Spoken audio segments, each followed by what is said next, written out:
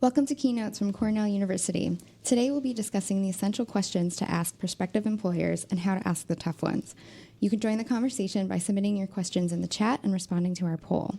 Joining us in studio is Dr. Andrew Quagliata, Senior Lecturer of Management Communication at Cornell University. Andrew, thanks so much for being here. Oh, thanks for the invitation. Awesome. Well, before we get into it, I thought we would start with a poll to see who's in the audience today. I think that'll help us situate the conversation a little bit. So audience, you can scan the QR code to let us know where you are in the interview process, what your relationship to it is. Are you currently searching for a position? Are you actively hiring as an HR representative or employer maybe? Or maybe there's just some curious people in the room. Sure, I hope so. Yeah, I hope so too. I'm sure there are. So as that's populating, as people are getting their answers in, I thought we would start with how people approach the job search process. An important aspect that might get overlooked in the kind of busyness and stress of trying to find a job or an internship or something is the mindset that a candidate has as they approach the job search and then the interview itself. I know you've been on search committees. Mm-hmm. You've also interviewed, presumably, for things. Of course. So what pitfalls have you seen people fall into in terms of mindset and as they approach the job search process? Yeah, many of the pitfalls I've seen is because I've experienced them myself. And the most notable one I can think of that we all can learn from my own mistake is when I was in college. I wanted to work in wealth management. So when I was offered a job, it was the only job I had applied for, and I accepted it right away. And I think it was within the first week of working on the job I realized I'd made a mistake. It was not the job I thought it would be. I did not do enough pre-work. And since then, I've seen other people fall into this mistake as well. And I call this the immediate gratification mindset. Mm-hmm. And what this is we often... Well, some of us need jobs, mm-hmm. So it's really important. And our whole goal becomes to get a job instead of maybe getting a job where it's a good fit. And we might focus on the wrong things. We look at the salary, which is important, the title, location, all those things matter, but there's other things that matter too. And the way this is operationalized in the interview itself is sometimes we don't ask questions. We just want to be accepted and we want that job. Or the questions that we do ask are somewhat superficial. And the metaphor I like to use is many of us are window shoppers in the job search, but we don't even know we're window shoppers. We don't know that there's another way. And that other way I refer to is the strategic alignment mindset. And this is where we're really trying to find a position that aligns with our skills and our career goals and work for a company that aligns with our values and our lifestyle. Mm-hmm. And we can do this by asking questions that are important to us about perhaps the responsibilities of the job or the team dynamics or the culture. Mm-hmm. And the key is asking really good questions that help us really uncover, is there an alignment? I think of this metaphor as opposed to the window shopper as being more of a detective. We're observing, we're asking really careful questions, and then we're listening careful as well.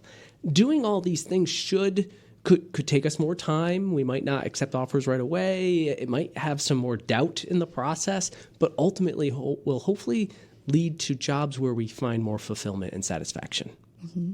The detective piece reminds me of kind of tuning our antennas to pick up on certain things, right? Yes. Certain clues and whatnot that you might be getting either explicitly or implicitly, right? Yeah. So let's see who. Wow, we have a lot of people who are actively seeking a position. Also, a lot of people who are just curious about the topic. Everyone at some point is going to have to interview or look for a job. So this is pretty broad, but great. That's really great to know. Thank you so much, audience, for putting this that in the poll for us. It'll help us. Yeah. We can speak directly to active seekers. I think we should pick up on asking those questions. Yeah. So let me ask you, from the employee perspective, especially since we have future employees in the room, I know you've talked about your own experience interviewing and what you wish you had asked before accepting that position. But speaking more generally, what do you recommend people consider when preparing questions to ask in the interview? Yeah. The first thing it maybe is implied in your questions is that you should ask questions. And you should come prepared with questions to ask. And it's okay to also pick up on clues during it and think of actual questions to ask in real time. I talk with a lot of hiring managers, senior managers, leaders of organizations. One of the great perks about getting to work at Cornell, so many interesting people coming into our building, particularly in the business school and the Nolan school. And one particular manager, really, her story sticks with me, is she'll often not be actively involved in the search process. She trusts her employees, her direct reports, to do a lot of that, but she'll often say, I'd like the chance to meet a candidate that you think is a good fit at the end of the process before we take those next steps. So a candidate may be interviewing throughout the day, and then they'll get maybe 5-10 minutes with the senior leader in her office. And she says to me, she's amazed how often people will have no questions. And, well, no, all my questions have been answered, right? Maybe that's true. But oftentimes what this leader is looking for are curious people. We've got a lot of those today. Yeah. Critical thinkers. And in the end, if she's not asked a question, it's not that she doesn't go to her employees and say, don't hire that person. It's not the only test. But she gets less excited about endorsing and supporting the hire. And if we think for a moment, right, we have a chance to meet with a senior leader of an organization, and maybe we don't have our questions about the job have been answered, but could we ask them, hey, what are some of the challenges you're facing in your job? Or from your perspective, what are some key skills or key opportunities in this position that I'm applying for? Like getting the perspective from someone who you might not interact with much when you're actually on the job, but hearing what matters to them. There's just so much opportunity that, from what I hear, at least in this one organization, people are missing out on. The second thing that people are often asked me is, what questions should I ask? You didn't ask me that, but I do think some people approach job interviews like it's a game. And the game, you win the game by getting the job offer. And implicit in their questions, they think that there's right questions to ask. Like if I just knew the right ones and I asked those, that I would be perceived as competent and I'd get the job. And I don't think that's true. So the questions really will depend on what's important to you. Being a detective, I often will say, I'll do this with my grad students and even my undergrads. We'll take the job description and we'll dissect it. We'll look for clues about what we think the job might be like. And it begins often with their own self-reflection. Who am I? What do I want to bring? What am I seeing here where I think there's a good match? Can I, by asking strategic questions, find out if in fact there is a match? Or might I look for red flags? The reflection also helps you realize, what are the must-haves? What do I really need in a job? And then what are the deal breakers? And in that interview process, you're trying to figure out, do they have those must-haves? They might say it in the job description, but do we see it when we actually meet people? And then also, what are those deal breakers? Try to find out if there's that alignment. That makes me think that there might be also some stigma around asking questions in an interview, especially for younger people who are just entering, maybe looking for their first internship or job. It could feel really scary, and they might be unsure if that's okay even to ask questions. So it's really helpful to have you saying, no, we want curious people, we want critical thinkers, because those are going to be our teammates, right? Yes. That's who's going to be who you want next to you when a problem comes up on the job. So I know you just said that there are no specific questions to ask, but are there specific topics that you think that you would encourage people to ask in their interview process, or maybe even to think about, as they're looking at that job description? Yes. I'm going to identify 4 types of questions or kinds of questions. And then what I would ask people to do is think about the question that they could ask within maybe that bucket that might be helpful to them. And by the way, I've written down 4 questions right here. And I want people to know, not only is it okay to ask questions, it's okay to write down questions. And it's okay when someone says to you, do you have any questions, to open up your portfolio and to have some pre-written down. To me, that's a signal of this person came prepared, and that's a good thing. So the first bucket is role clarity.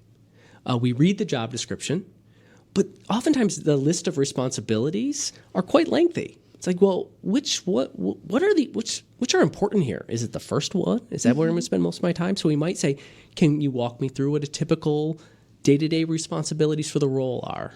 And don't accept every day's, no 2 days are the same answer, right? That really what's fundamental part of this job? We were chatting before. Every job seems to be that there's like this thing that you think you're going to be doing most of the time. Right. But the reality is, like me as a teacher, right? I teach 3 75-minute classes twice a week. But that means most of the time I'm not in front of a group of students teaching. What are those things that someone's doing when they're not doing that thing that you think you're going to be spending most of the time doing? Those often have been the deal breakers for me. And that was one of the deal breakers for me in that internship for wealth management.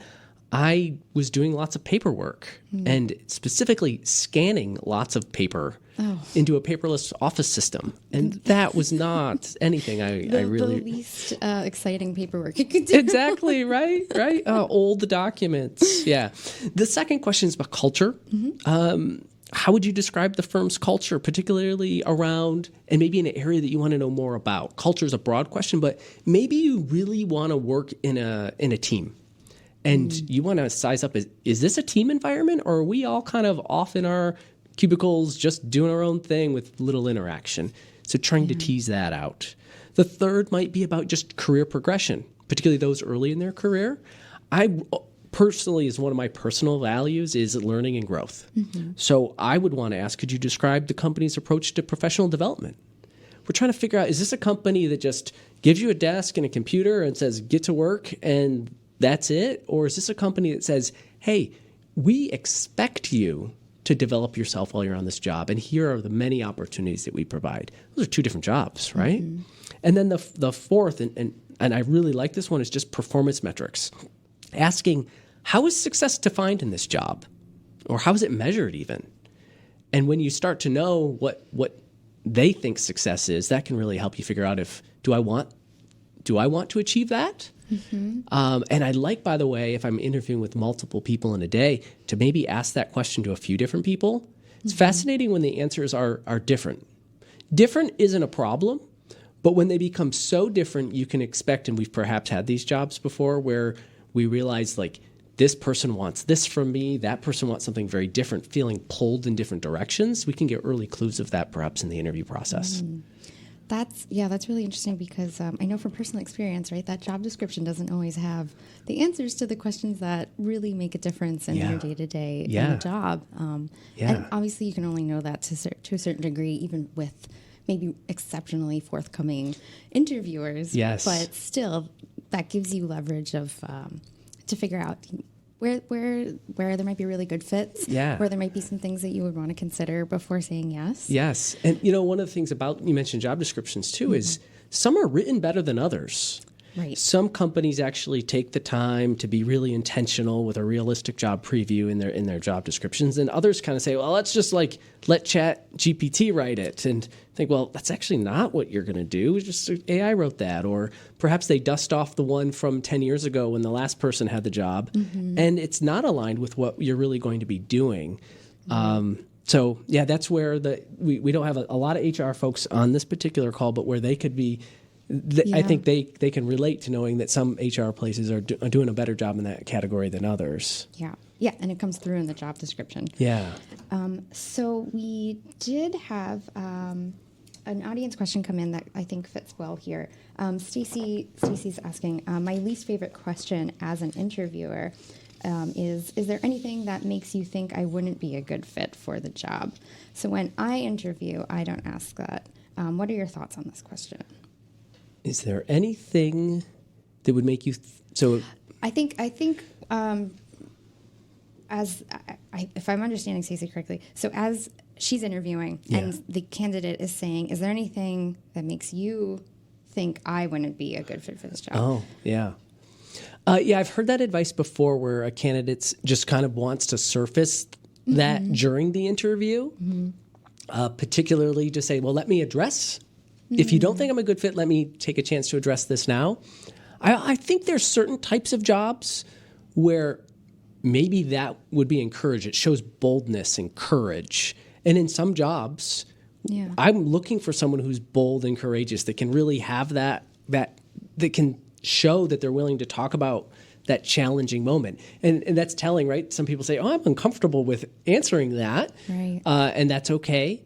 So I think about the job and your own personality. Some people can pull that off and it works, and some people it just doesn't feel right. It can almost come across as too assertive. And we have to think about how are we making even the person feel on the other side of the table. And this is that delicate balance that we have when we're interviewing, and I think we'll probably chat a little bit more about, which is when's the right time to ask that question? And engaging, is this the right person to ask that question to? Yeah, well, I think we should get into asking those tough questions. Sure. But I think if we can get back to that, what you just mentioned, the personality, right? Yeah. There's some questions that I might feel really comfortable asking and as myself that you might not, and vice versa. And then also the job. I think that's really important to keep in mind. Where is this happening? The context. What kind of company is it? What kind of field is it? Yes. Those are really interesting questions or things to keep in mind. So moving on to asking the tough questions. Yeah. In addition to the essential questions you mentioned about, culture, day-to-day responsibilities, personal development, those things, right? There are tougher questions or more nuanced questions that people would want to ask but don't know how to work them in, maybe, regardless of how bold they are. Right. I know I've definitely felt the kind of uncomfortability when phrasing certain things. Yeah. So what advice do you have for posing those kinds of questions? Yeah. The first thing is, this is important in a lot of communication, which is just the timing of the question. I often think about, right, it's maybe my first interview, maybe it's even on Zoom or a phone call. They're still trying to screen out candidates who they're taking seriously. I'm not going to ask this really important question that maybe would be more important to ask if I make it farther through the process. So thinking about layering your questions, what's appropriate at this stage of the interview, and saving some of those tougher ones. And it's almost like you're more entitled to ask the tougher questions if you know you're a finalist or one of a few people versus one of a lot of people. So timing of communication, that's a lesson I'm still trying to figure out myself. I also think that leads to leverage, which is if you're a highly sought after candidate and it's you probably can ask harder questions if you know that you're really a good fit for the role.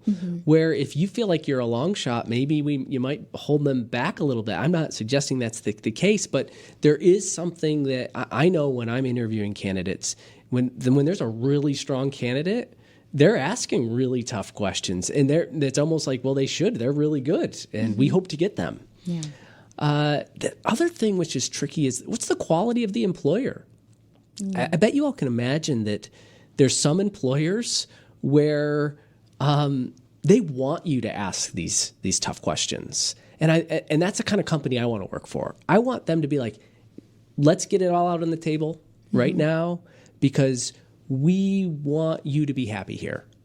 And if you find those employers, that's a good sign. But there's others where if you feel like you're asking a tough question and they're taken back by it, that they don't feel like they should have to answer some of those questions, then that might be a sign that it could be a sign of a number of things, that they have a deep candidate pool and they don't have to deal with that, but also that some companies we know hire way more people than they need to hire, and then that they have more turnover.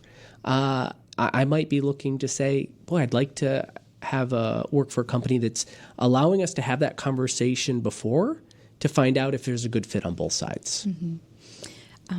That's really great advice.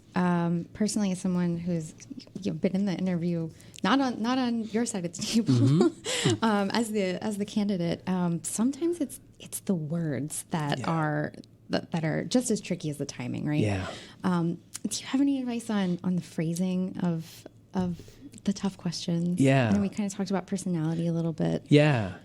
I do think this is where writing some of the questions down in advance can be helpful.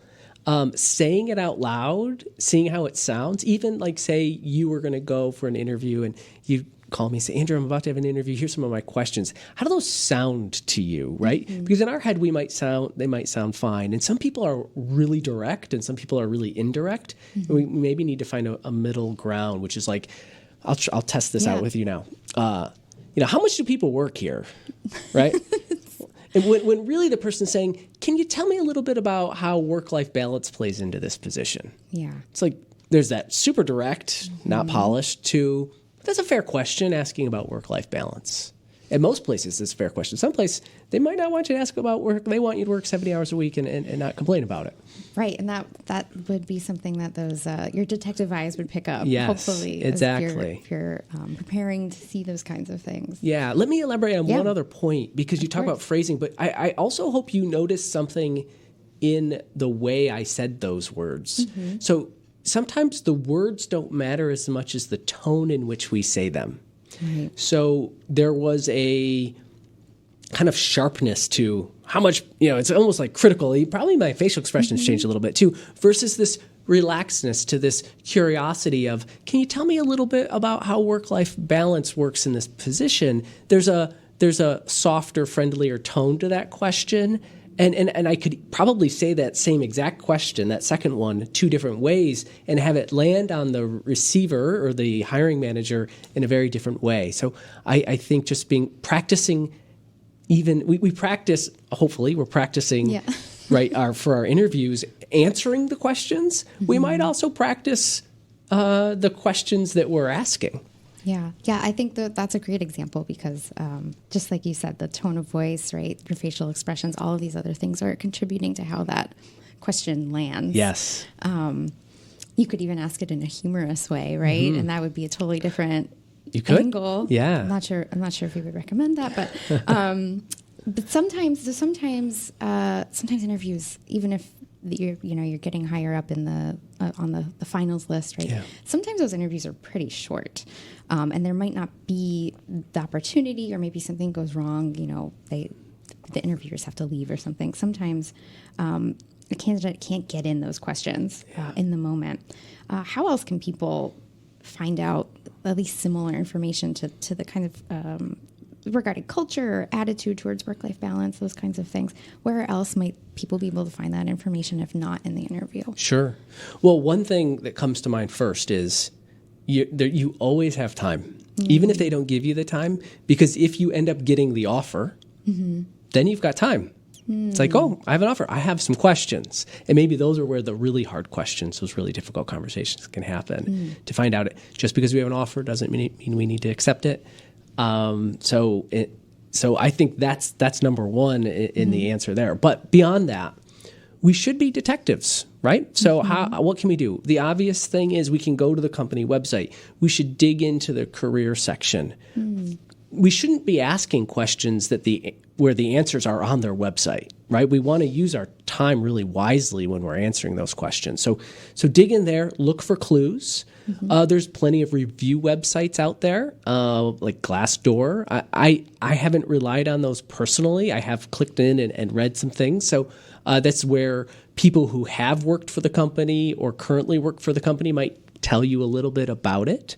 Oftentimes I find that those questions are that you don't get people that are in the middle on feelings. You get people that really love it or really hate it. So we have to be careful with how we interpret those. We also should think about just networking. Sites like LinkedIn could be particularly helpful. You can companies have their own LinkedIn pages. You can see the employees that work for the companies. So I often, a thing I talk a lot about, and I've got an article, I think, networking on my website that could be helpful to people, where I talk about informational interviews. Now, it requires some planning in advance. So maybe you have an idea, I'd really like to work for that company someday. Well, don't wait till a job gets posted. Work the network now and reach out to people that are in that company and say, hey, could we talk for 10, 15 minutes sometime?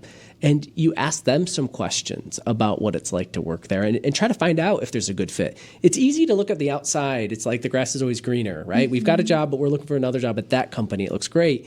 And then you talk to people who work there and go, oh, well, maybe it's not as great as I thought it was. Right.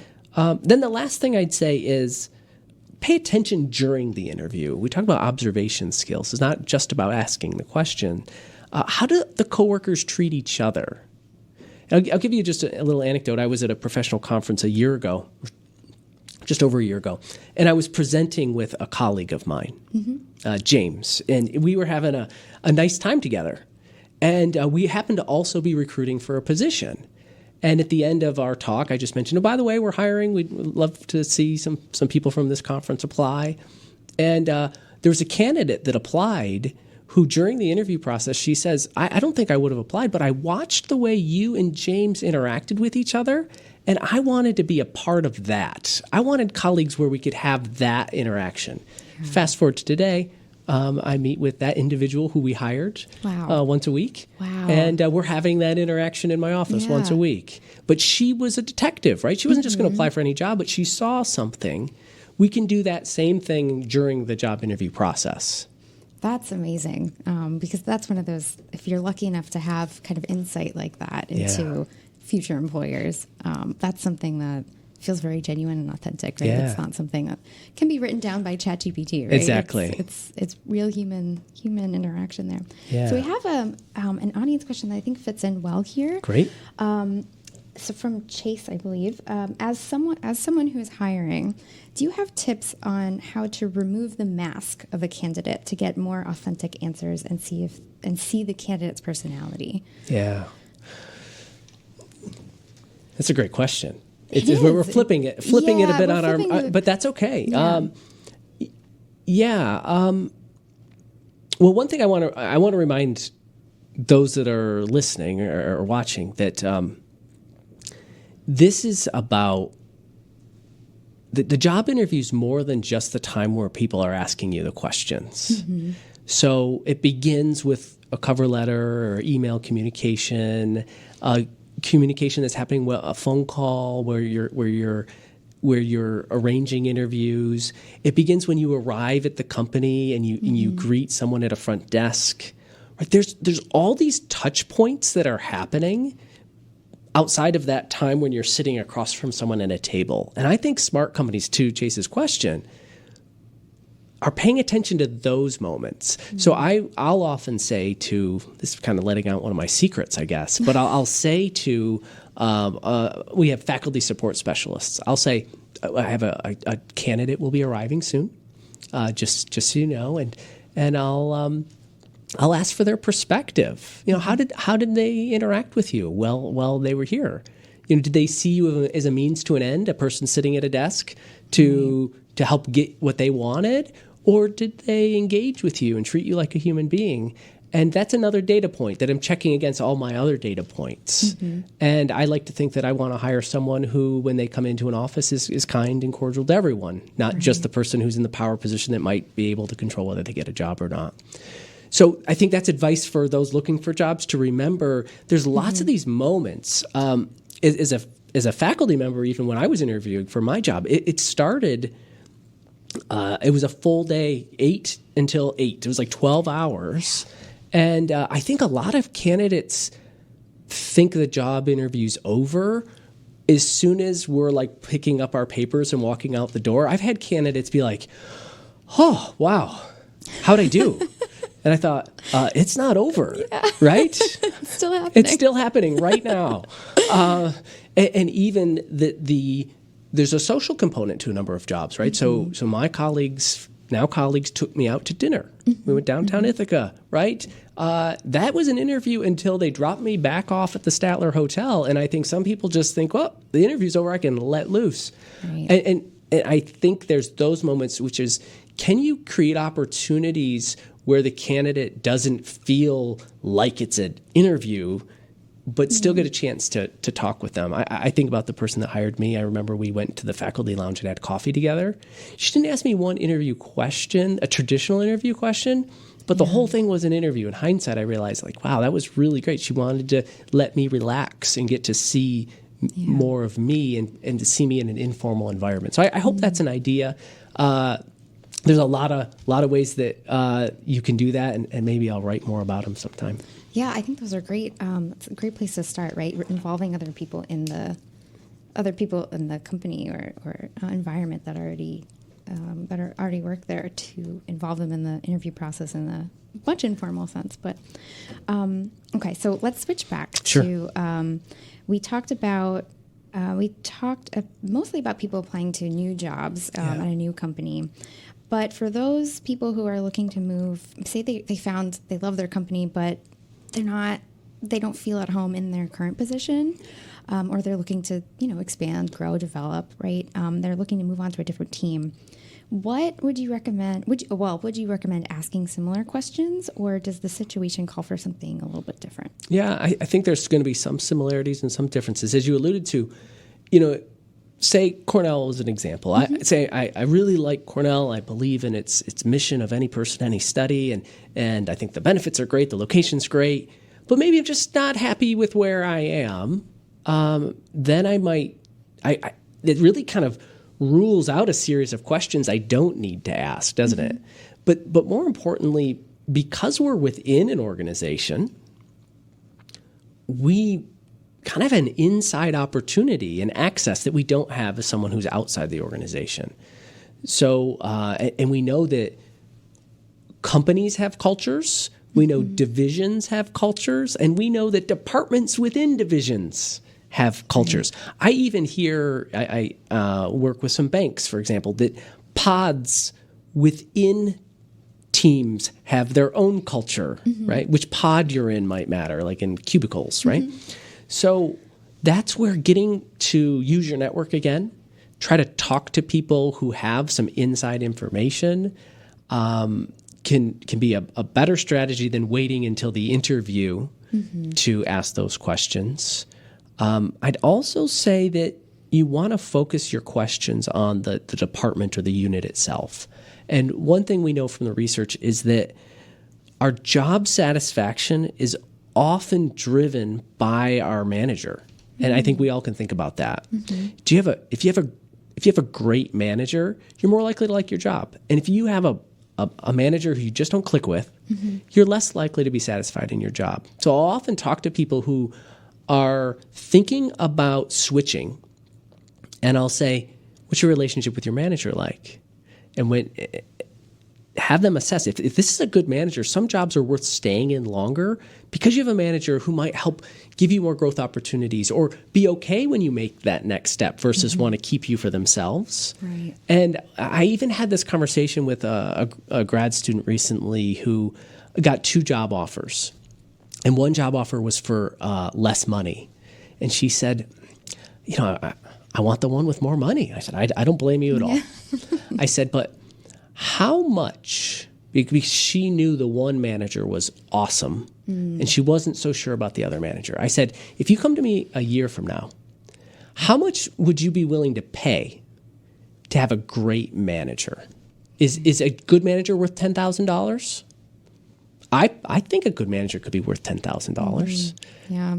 And most of the time we're not thinking that way. We understandably have bills to pay and want to get paid the most that we can.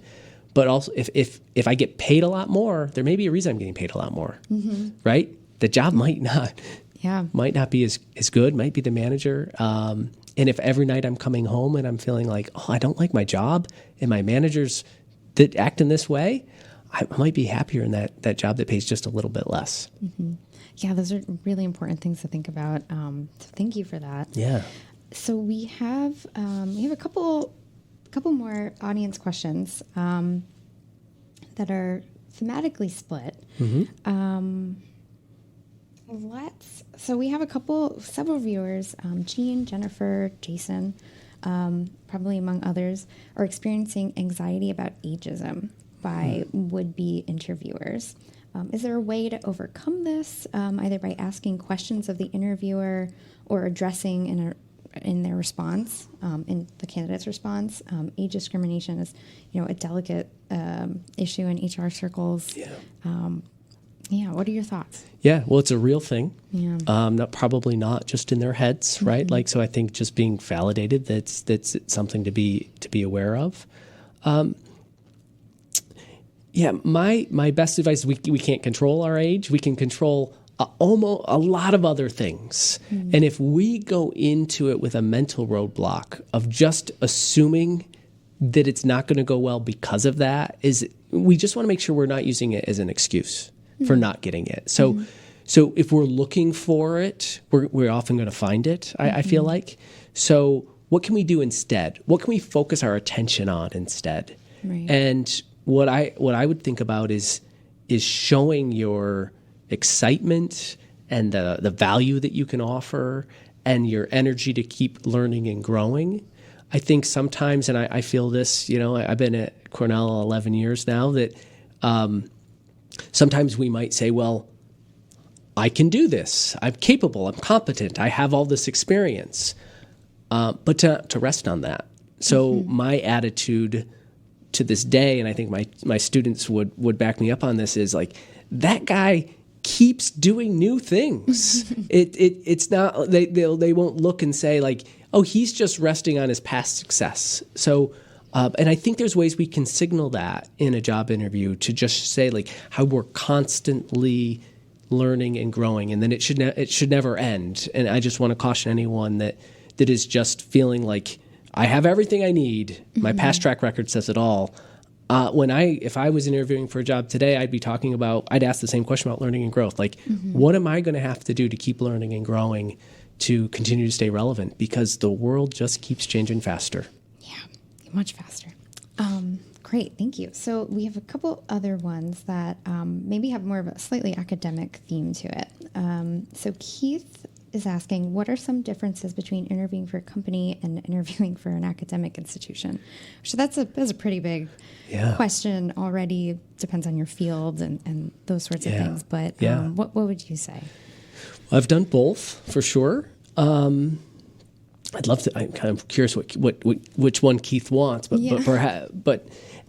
I don't know if I can paint any broad generalizations, because really an academic institution is just like interviewing for a company in many ways. So there's certainly a lot of similarities. So I'd think about academic institutions are definitely different types of companies. Right. So understanding the unique cultures of those academic institutions, what do they care about? But I'd probably want to do the same thing with an employer. Like, what is it that they care about? What's the culture here? So, I think I'm going to risk taking put a stake in the ground on that. Well, do you have any thoughts on it? I think it's really helpful to think about them being more similar than, not 100% similar than different, but to recognize that there are similarities. I think there is this misconception that it's totally different. Yeah. But at the end of the day, you're still being hired. Right? Yeah. You'll still have a team somewhat. Yeah. You'll still have a manager somewhat. Exactly. They have different titles, but someone's going to be checking on you. The people you work with, you're still going to have to work with them. Less or more depending on what you do. But there's still all of those things. There's still a culture in place. Yeah. And those are the kinds of things that you could get your antenna out, get your detective glasses on, and do some homework on before you get to the interview.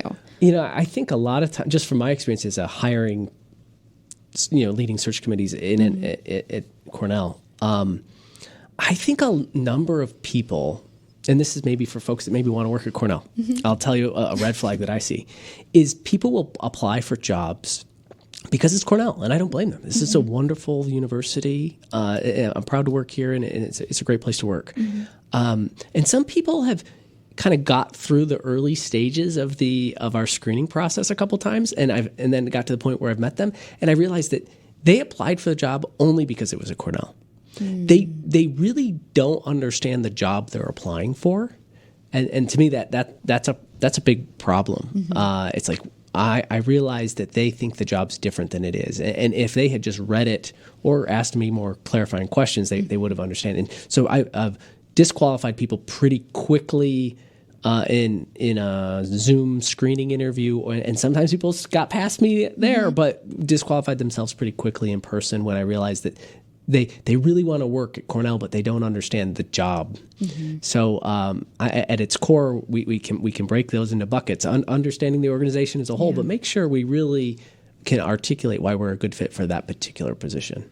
And we got to do that whether that's at Cornell or any other company. Yeah, right, absolutely. So we have one more audience question. It's from Cami. So she says, I've been at the same company since graduating from undergrad. I did not negotiate my salary for my first role, and I worry that will impact my earning potential moving forward. So moving into kind of more negotiations topics, what do you recommend in this kind of situation? So I guess, not having negotiated initially, but now having some time at the same company and now wanting to negotiate up. Yeah. That's where having a good manager helps, right? One, if you have a really good manager and they know that new people are getting hired on at a higher wage, that there's parity involved, then they'll try to bring you up. And that's a good employer. An employer that knows they're hiring new people at more than you and keeping your wage low, that's not cool, right? So having that conversation with the manager could be helpful if, in fact, we know that there's other people doing similar work. That really opens the door for the conversation. There's also the opportunity it's really difficult to renegotiate a salary later in, but if the job has changed and evolved and you've taken on more responsibility, I think that's a conversation that would be great for an annual performance review or a 6-month review, and saying, I feel like I'm adding this much value. Is there any opportunity to discuss, now that I've taken on these responsibilities, some kind of raise or one-time extra compensation to bump up that salary? The other opportunity is we also could go out and look for another job and see what our value is on the market. And that's the reality check, right? We think we deserve to be paid more. Let's go and test that theory out on the market, and then we get a choice to make. If we do get a job offer, and we can say, oh, wow, I think I'm going to leave and go to that other company, or come back to our employer and say, oh, I have this other opportunity. We just have to be ready to leave to go to that other company if we actually go through those steps of interviewing and finding out what we're worth in the market.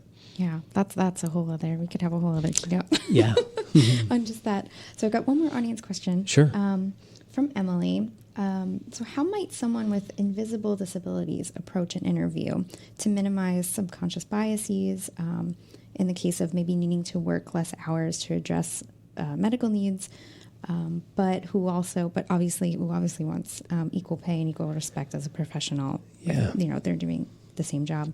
And then the second part would be, would you encourage people, should we disclose our disabilities prior to being hired? So she's speaking specifically about invisible disabilities. So Emily, that one might be out of my wheelhouse. So I'm always careful to say what I feel confident in and what I'm not. But I think maybe an HR representative I definitely deals with this more often. But one thing I might say is I don't know the right time to disclose it, but I think if you're worried that it could hold you back, that's the opportunity when we talk about timing. It's trying to figure out when that timing is. And the timing might be once there is a job offer, because then they're not going to rescind the job offer once you disclose it, but then there's an opportunity for that dialogue on how they might be willing to accommodate you. That's what my gut tells me. But I definitely think that there's other people out there that probably would have a lot more expertise in that area than I. Yeah. I think some of the suggestions that you made already might help in the situation of kind of reading the room, right? If you're getting certain kinds of feelings about if you feel comfortable disclosing it at a certain time versus maybe if you don't. I think we would encourage people to pay attention to those feelings for themselves. Yeah. And there's lots of companies that are signaling, hey, we are a real open place, right? That actually says we welcome with people with disabilities to apply, even though everyone legally should do that. And I would pay attention to some of those companies, because it seems like hopefully they're not just saying that because they think it's the right thing to say, that they actually live up to that belief. Yeah, walk in it like they talk it. Right? Yeah. So before we go, you've given us a lot of things to think about. Yeah. Are there any last thoughts that you would want to leave the audience with? Yeah, maybe we go back to that beginning with just mindset. I think a lot of us are stuck in that immediate gratification mindset, and we just don't know it. I was there myself, and when I think about my wife, she was a public school teacher, and she would often get really nervous for job interviews and feel, rightfully so, perhaps like she had to prove herself, that she had to show that she knew her stuff. And I think we have to do that in a job interview. That's important. But if we shift our mindset just a bit and say, I also want to find out if this is a place that I would want to work. So before she would leave for her job interviews, I would just look at her and say, remember, your job today is to figure out if you want to work there, right? Yeah. And that's the goal of this meeting. Figure out if you want to work there. They'll figure out if they want to work with you. I'm pretty sure they will. But you also should figure out if you want to work there. It's nice to be liked. It's nice to be wanted. It's nice to get the offer. But if it's not the right place, we shouldn't say yes to those. And that shift in mindset, I'm not talking about a mindset that we go in and that we're too confident, but there's this humble confidence that can come with just that shift of mindset of saying, well, one of the things I'm here today in your head is to figure out, are these my people? Is this my place? And I think that's going to lead to more fulfillment and satisfaction in the end versus maybe taking a job that isn't a right fit. Well, Andrew, thank you so much for joining us. Oh, my pleasure. It was wonderful to have you. Audience, thank you so much for being here and being part of the conversation. We'll see you next time on Keynotes.